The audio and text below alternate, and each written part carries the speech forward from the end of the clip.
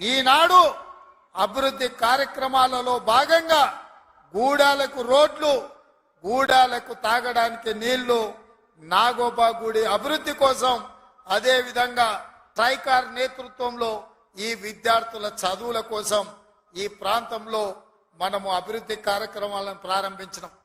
మిత్రులారా, ఆయల్ల నేను చెప్పిన ఇంద్రవెల్లి పర్యటన ఉందన్నప్పుడు కాంగ్రెస్ పార్టీ వాళ్ళే 1981లో ఈ ఆదివాసీ బిడ్డలను పొట్టన పెట్టుకున్నారు. ఏ ముఖం పెట్టుకొని కాంగ్రెస్ నాయకులు ఇంద్రవెల్లి దర్శించుకుంటారని కొంతమంది సన్నాసులు ప్రశ్నించారు. ఆనాడు నేను ఇదే గడ్డ మీద నుంచి క్షమాపణ చెప్పిన. ఉమ్మడి రాష్ట్రంలో సమైక్య పాలనలో సీమాంధ్ర పాలకులు తెలంగాణ బిడ్డలను, ఆదివాసీ బిడ్డలను, అడవి బిడ్డలను తుపాకీ తూటాలతో నేలకు వరుగుతుంటే, వాళ్ళ రక్తం చిందుతుంటే నిస్సహాయులమై సమైక్య పాలనలో చేతులు కట్టుకొని కూర్చున్నారు కొందరు. అది జరిగింది తప్పు.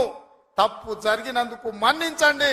మా ఇందిరమ్మ రాజ్యంలో ఆదివాసీ బిడ్డలను ఆదుకుంటాం, తప్పకుండా కుటుంబాలను హక్కున చేర్చుకుంటాం, గుండెల్లో పెట్టి చూసుకుంటామని ఆ ఎల్ల మాటిచ్చినాం. ఇయాల ఆనాడు అమరులైన కుటుంబాలకు ఇందిరమ్మ ఇండ్ల పట్టాలే కాదు, ఇండ్లు కట్టుకోవడానికి 5 లక్షల రూపాయల కుటుంబాలకు ఇచ్చి ఇయాల నాడు అమరులైన కుటుంబాలను ఇయాల ఆదుకునే కార్యక్రమం చేపట్టిన. మిత్రులారా, చరిత్రలో జరిగిన తప్పిదాలను, సమైక్య రాష్ట్రంలో ఉమ్మడి పాలనలో జరిగిన దుష్టాంతాలను సరిదిద్దడానికి శ్రీమతి సోనియా గాంధీ గారు తెలంగాణ రాష్ట్రం ఇచ్చిండ్రు. ఆ ఇచ్చిన తెలంగాణ రాష్ట్రంలో ఈనాడు ఇందిరమ్మ ప్రభుత్వాన్ని మీరు తెచ్చుకున్నారు. నేను అడుగుతున్నా ఈరోజు ఈ వేదిక మీద నుంచి కల్వకుంట్ల చంద్రశేఖరరావును సూటిగా, 10 సంవత్సరాలు తెలంగాణ రాష్ట్రంలో నీ ప్రభుత్వం ఉన్నది కదా, ఏనాడైనా ఈ ఆదిలాబాద్ గురించి, అడవి బిడ్డల గురించి, ఈ ఆదివాసీల గురించి, ఆనాడు ఇంద్రవల్లిలో నేల కొరిగిన ఈ అడవి బిడ్డల గురించి ఒక్కరోజైనా ఆలోచన చేసినవా? ఈ కుటుంబాలను ఆదుకోవాలి, ఈ కుటుంబాల ఆత్మ గౌరవం నిలబెట్టాలి అని ఏ రోజైనా నీ మంత్రివర్గంలో చర్చించడమా అని నేను అడుగుతున్నా. ఇవాళ నువ్వు, నీ కుటుంబము, నీ కొడుకు, నీ బిడ్డ, నీ అల్లుడు, నీ సుట్టపల్ల కోసమే తెలంగాణ రాష్ట్రం వచ్చిందా?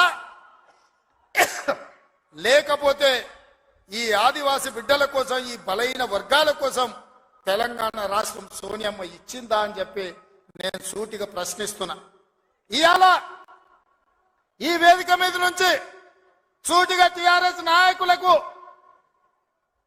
నేను చెప్పదలుచుకున్నా,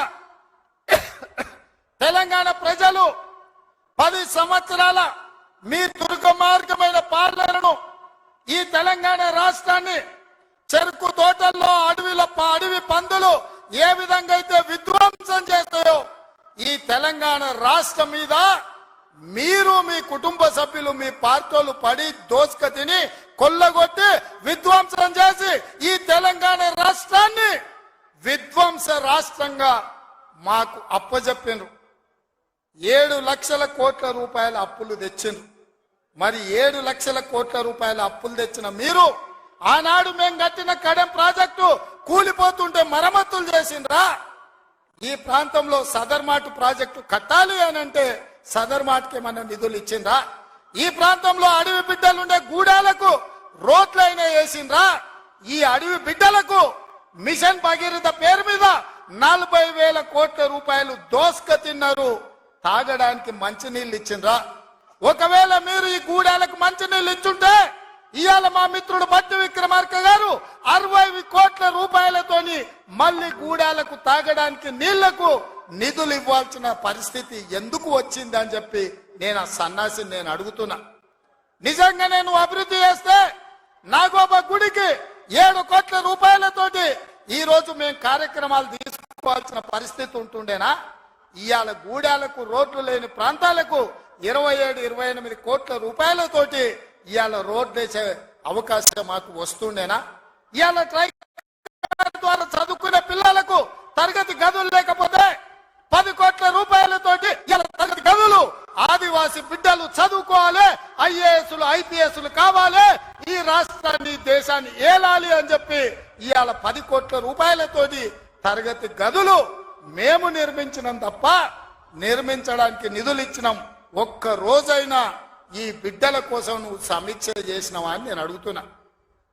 ఎంతసేపు నీ బిడ్డలు, ఎంతసేపు నీ దోపిడి, ఎంతసేపు నీ ఫామ్ హౌసులు కట్టుకోవాలన్న ఆలోచన తప్ప నీ కొడుకుకో బిడ్డకో ఉద్యోగాలు ఇవ్వాలి, పదవులు ఇవ్వాలి, ప్రజలు బండకేసి కొడితే మళ్ళీ శాసన మండలి సభ్యత్వం నీ బిడ్డకు కవితకిచ్చినవు తప్ప తెలంగాణ ఆడబిడ్డలకు చదువుకున్న పిల్లలకు ఉద్యోగాలు ఇచ్చినవా అని నేను అడుగుతున్నా.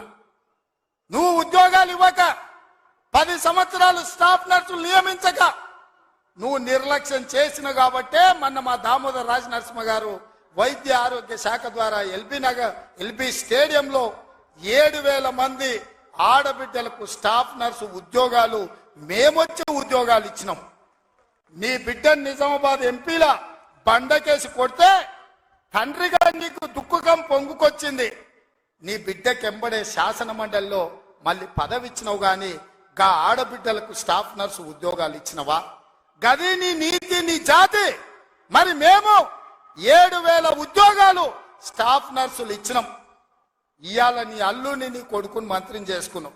కానిస్టేబుల్ ఉద్యోగాలు 15,000 ఉద్యోగాలు భర్తీ చేయక ఆకాశంలో వేలాడుతున్నట్టు త్రిశంకు స్వర్గంలో నిరుద్యోగ యువకులు ఉంటే కోర్టులో కేసు ఉంటే నువ్వేమైనా పరిష్కరించినావని నేను అడుగుతున్నా.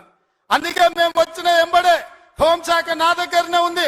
డీజీపీని ఇతర అధికారులను పిలిచి సమీక్షించి వేలాది మంది నిరుద్యోగ యువకులు ఈ రోజు నిరుద్యోగులుగా అమీర్పేటలోనో లేకపోతే అశోక్ నగర్ చౌరస్తాల్లో, దిల్సుఖ్ నగర్ చౌరస్తాల్లో ఇంటికెళ్లి తల్లిదండ్రులకు మొహం చూయించుకోలేక నిస్సారంగా జీవితం గడుపుతున్నారు. వాళ్లకు ఉద్యోగాలు ఇవ్వాలని కోర్టుల్లో ఉన్న కేసులను ఇవాళ త్వరితగతిన పరిష్కరించాలని ప్రయత్నం చేసినాం. నువ్వు ఎంత అడ్డం పడ్డా, నువ్వు ఎంత గగ్గోలు పెట్టినా, బిల్లా రంగాలు మమ్మల్ని ఎన్ని శాపనార్థాలు పెట్టినా 15 రోజుల్లో 15,000 కానిస్టేబుల్ పోస్టులు భర్తీ చేసే బాధ్యత, 15 రోజుల్లో 15,000 కానిస్టేబుల్ పోస్టులు భర్తీ చేసే బాధ్యత మా మంత్రివర్గం తీసుకుంటుంది. మాది బాధ్యత అని చెప్పి నేను ఈ వేదిక మీద నుంచి మాట ఇస్తున్న మిత్రులారా,